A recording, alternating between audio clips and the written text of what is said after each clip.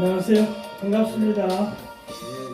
에베소서 1장 19절에 있는 말씀을 공독하겠습니다.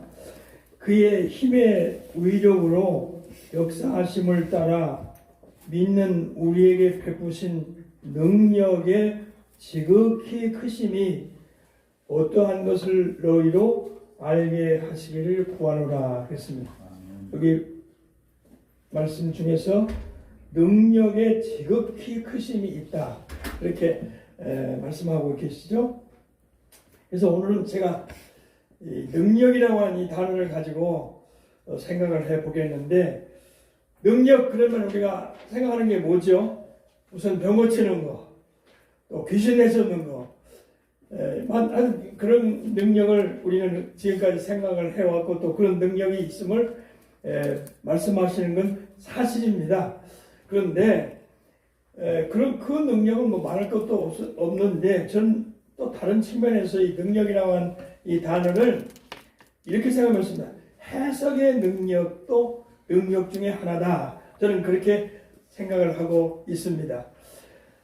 이 해석을 잘하고 못하고가 굉장히 우리 삶에 큰 영향을 미치고, 또 하나님께도 영광을 돌릴 수 있느냐 없느냐, 이제 그런 아주 관건이 되는 것입니다. 여러분, 지금 우리가 전기를 이렇게 마음 놓고 쓰고 있는데,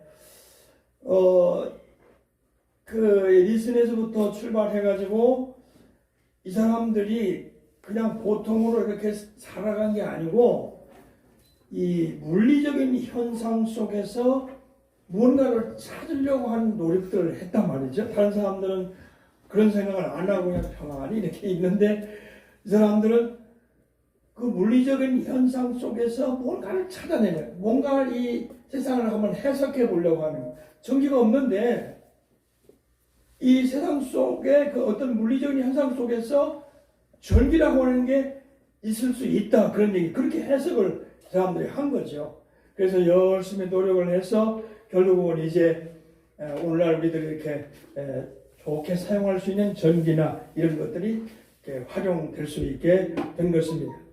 우리가 비행기를 많이 타고 있습니다만, 비행기도 보통 사람들은 그냥 아무 생각 없이 그렇게 살아가는데, 이 라이트 형제는 이 공기와 그리고 새가 나르는 것과 그리고 어떤 그 부력이라는 거, 이런 것들을 나름대로 해석을 한번 해본 거예요.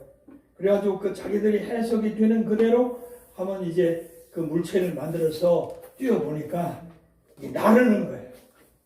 비행기가 나르는 거예요. 물론 처음 만든 비행기는 나무로 만든 그런 아주 보잘것없는 비행기였습니다만, 그래도 그 비행기가 나는 건 틀림이 없었습니다. 자, 그런데 이런 걸 제어하고 이제 우리가 우리 자신 속에 와서 이제 생각해 보면, 사람들이요, 아주 참 저는 이게 걱정도 되고 참 염려도 됩니다. 왜 염려되냐면, 이 해석을 잘 못하시더라고요. 해석을 잘 못해요. 특별히 마음에 대해서 해석을 못 내려요. 사람들이 마음에 대해서 이 해석을 못해요. 그래서 자기 마음을 어떻게 할지 모르는 사람들이 너무 많아요. 그래서 실망도 잘하고 슬퍼도 잘하고, 또 이제 막 화도 살려고, 아주 이 마음을 갈팡질팡 하면서 그렇게 잘 해석을 자기 나름대로 못 내려가지고 고생하는 사람들이 너무 많더라고요. 그래서 저는 이 마음에 대한 해석을 아주 내려보려고 굉장히 노력을 했습니다. 한 10년 이상. 그리고 또 궁극적으로는 성경 말씀 그 자체를, 이 성경 말씀이 정말 살아있는 말씀인가 진리인가, 그렇게 이제 생각할 정도로 마음에 대한 이 해석이 안 돼가지고 고민을 많이 했습니다. 그런데 하나님께서 지혜를 주시고 또 해석할 수 있는 말씀을 주시더라고요. 예레미야 17장 9절, 이미 제가 제일 첫 번에 설교 말씀했습니다마는 그 설교가 지금 조회수가요 1,500에 가깝더라고요. 많은 분들이 아멘. 그 말씀을 보고 은혜를 받고 있어요. 그래서 어떤 분들은 그 말씀을 2번, 3번, 4번 계속 듣고 있는 분들도 계시더라고요. 그 에레미야 17장 9절에 뭐라고 그러냐? 만물보다 심히 부패하고 썩은 것은, 거짓된 것은 마음이라고 했어요. 성경에 나와 있죠. 만물보다 심히 거짓되고 부패한 것은 마음이다. 내가 그 말씀 들을 때 이야, 이렇게 신나는 말씀이 있었나. 그래서 그 말씀을 가지고 마음을 해석하니까 마음 그까지가 별거 아니야. 거짓되고 부패한 거야. 그까지가 뭐 마음이 대수롭다고 마음에 시들리고 마음에 염려 걱정하고. 그래서 저 더 계속해서 말씀 이제 그 설교에 보면 나오죠. 나중에는 이제 하나님의 말씀이 진리니와 하더니 생명이라는 것을 깨닫고 갑니다. 가지고 말씀이 진리면서 생명이라는 것을 깨닫고 갑니다 하는 그런 귀한 말씀을 듣고 저는 거기서 이 마음에 대해서 아주 확실하게 해석을 내렸습니다. 그래서 마음의 종로를 하지 않는다고 말이에요. 마음의 종로를. 요즘 사람들 이렇게 해석을 못하지요. 해석의 능력이 이렇게 대단한 겁니다. 물질보다도 더 귀한 겁니다. 어떤 능력보다도 더 귀한 능력이 이 해석의 능력입니다. 그 다음에 저는 이 시간에 대해서도 해석을 해봤습니다. 시간이요, 이 시간. 죄송하는데 사람들은 다 똑같은 생각을 해요. 1월이 가고 12월이 왔고 또 새해가 밝고 그냥 그 패턴이 늘 그런 패턴으로 살아가요. 그래서 제가 과연 이게 시간이냐? 맨날 1월달 오고 12월달 오고 또 1월달 오고 몇 년 동안 갔다 가고 몇 년 동안 왔다고 하고 맨날 이러면서 살 거냐 하고 혼자서 생각을 해봤습니다.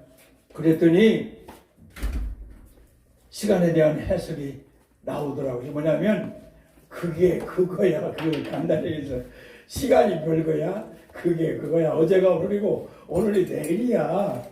다만 사람들이 이 조직 생활을 하기 위해서 그냥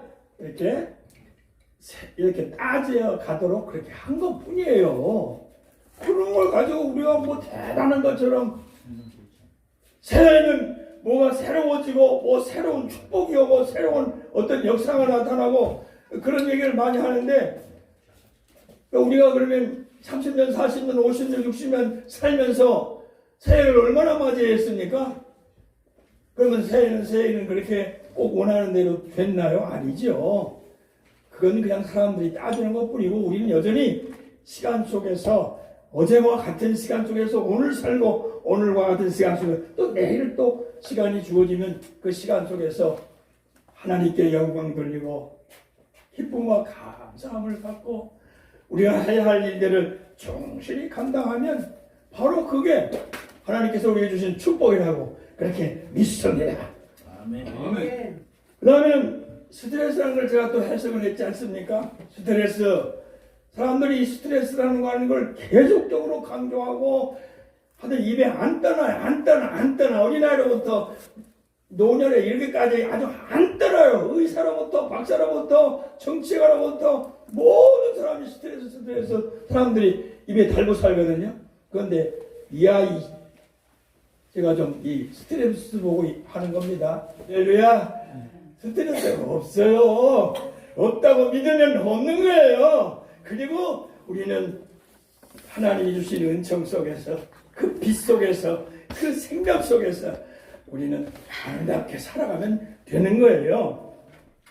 그 다음에 삶과 죽음에 대해서도 사람들이 해석을 내리지 못해가지고 이 종교 저 종교로 휩쓸려 다니는 것을 보게 됩니다. 그런데 예수 그리스도 그분은 우리에게 삶에 대한 해석을 분명히 해주셨습니다. 간단해요. 나를 믿으라 그런 거죠. 그러면 영생함을 얻는다고 우리에게 말씀해 주셨습니다. 간단하잖아요. 우리 예수 그리스도를 주님으로 우리가 믿고 영접하고 그리고 그 안에 살면은 영원한 생명을 얻는다. 이게 우리의 삶의 본질입니다. 우리가 가야 할 곳이 영원한 나라에 있다고 하는 그런 말씀인 것입니다. 그 다음에 사람들은 또 행복도 해석을 못해요. 행복하려고 무한히 노력을 기울이는데 행복도 사람들이 해석을 못해가지고 맨날 불행하다고 생각해요. 불행하다고. 불행은 뭐가 불행해요? 뭐가 불행해요? 숨 쉬는데 뭐가 불행해요? 숨 쉬고 있잖아요. 숨 쉬고 눈 깜빡깜빡하고 또 뭐 못하는 분도 계시지만 그분들도 다 그 말을 하요. 문자로 하고 뭐 다 수화로 하고 말하는데 뭐가 불행해? 말하는데 불행입니까? 숨 쉬는데 불행입니까? 숨 쉰다는 그 자체가 기적이 아니겠습니까? 그러니까 행복을 막연하게 나 행복하게 살아야 되겠다 생각하면서도 항상 불안 속에서 사는 사람들이 허다하게 많은데 이거 답답한 거죠. 답답해. 언제까지 행복을 제대로 찾지 못하고 이 세상 살면서 늘 불행한 가운데서 이렇게 살아가야 합니까? 하나님을 믿는 사람들이 겨우 산다는 게 겨우 말한다는 게 탄식이나 하고 우울한 가운데 지내고 잠을 못 자고 말이야. 뭐 우이장병이 생기고 말이야. 하나님을 믿는 사람들이 그래서 되겠습니까? 하나님은 우리에게 빛으로 오셨습니다. 그리고 하나님은 우리에게 능력을 주셨습니다. 해석의 능력을 주셨습니다. 그래서 한순간이 우리에게는 행복하다 그 말. 이 순간들은 그 뭐고요? 저녁 먹는 시간도 행복하고요. 잠자는 시간도 행복하고요. 내일도 행복하고요. 항상 우리는 행복 속에서 살아간다 그 말이에요. 이 해석을 잘못해가지고 해석이 먼데 있는 걸로만 생각한다 그런 말입니다. 저는 그 어느 우리나라의 대통령령에서 경제를 부흥시키고 발전시켜서 아주 잘 살게 하신 것은 매우 고마운 일이었는데 그때 그분께서 하는 말씀이 무슨 얘기를 하냐면 경제가 제일이다고 그렇게 말씀하시죠. 경제가 제일이다. 저는 그 얘기를 듣고 참 마음이 아주 상했습니다. 어떻게 경제가 제일이야? 정신세계가 제일이지. 안 그렇습니까? 영혼의 세계가 제일이지. 어떻게 경제가 제일이냐 그 말입니다. 그래서 마음이 굉장히 아팠었는데 지금 보세요. 우리나라가 옛날보다 얼마나 잘 살고 있어요. 말도 못하게 잘 살고 있잖아요. 그런데 자살률은 세계 제일이잖아요. 왜 그렇지요? 경제 제일 주의로 사람들이 자꾸 생각하기 때문에 정신이 중요하고 영혼이 중요한 이 사실을 해석을 잘못해가지고 경제가 제일돼가지고 물질 세계만 사람들이 추구해서 나가니까 그게 만족감이 없으니까 쉽게 자기 생명을 포기하고 자살률이 세계에서 제일 가는 이 수치스러운 국가를 우리는 지금 만들어가고 있습니다. 경제적으로는 세계 15위권에 지금 있으면서도 자살률은 세계 1위권에 들어갔으니 이게 얼마나 가슴 아픈 일이냐 그런 말입니다. 그러므로 이런 것을 잘 우리가 해석을 잘 해서 쓸데없는 그런 삶을 살지 아니하고 행복한 삶을 살고 스트레스도 다 아주 잡아 죽이고 아니 뭘 그 잡아 죽이지 뭘 못 잡아 죽이고 그걸 아이고 못 잡아 죽이면 병신들이다. 아니 그걸 왜 못 잡아 죽여? 자기 마음을 왜 성경에 있죠. 자기 마음을 왜 거짓되고 부패하는 거 마음 가지고 왜 그 마음을 왜 괜히 시들에 살고 있어? 아이고 병신들 아이고 아니 말씀이 있는데 왜 시들이냐 그 말입니다. 왜 우리가 멋지게 살아야지요. 아멘. 말씀 안에서 우리가 분명히 살아야지요. 그래서 여러분 이게 모든 게 다 해석의 능력입니다. 이 해석의 능력을 여러분들이 가지고 살아가시면 정말 멋집니다. 정말 멋져요. 정말 멋져요. 정말 멋져요. 우리 여기 권사님께서 이렇게 성탄 추리를 아주 예쁘게 잘 해 놓으셨는데 이게 보통 솜씨가 아니더라고요. 내가 이쪽에 이 성탄 추리를 사진 찍어서 그 페이스북 친구들에게 올려놓고 제가 이제 즐거운 성탄절에 여러분 기쁨이 주님의 기쁨이 충만하시기 바랍니다. 그랬더니 다 멋지다고 한 말씩 다 했어요. 추리가 멋지다고. 이것도 해석을 이렇게 잘 하는 겁니다. 성찬 추리에 대한 해석의 능력이 있어서 이렇게 해놓은 것이지 해석의 능력이 없으면 이렇게 아름답게 못 해놓는다 그런 말입니다. 여러분 능력 중에 해석의 능력을 충만히 받으셔서 여러분들 삶이 감사하고 즐겁고 하나님께 큰 영광이 되는 복된 삶이 되시기를 축원합니다.